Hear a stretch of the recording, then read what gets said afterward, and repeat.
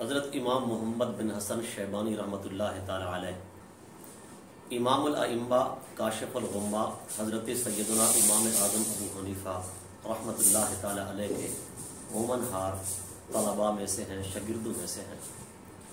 آپ فقہی مسائل کا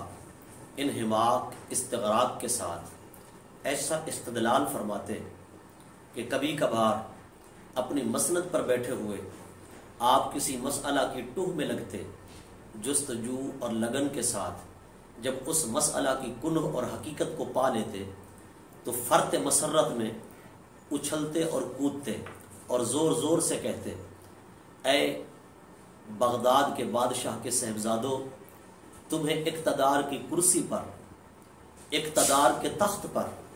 وہ مسرت، وہ خوشی اور فرحت و سرور، لطف و مزہ نصیب نہیں ہوتا ہوگا جو مجھے اس چٹائی پر بیٹھ کر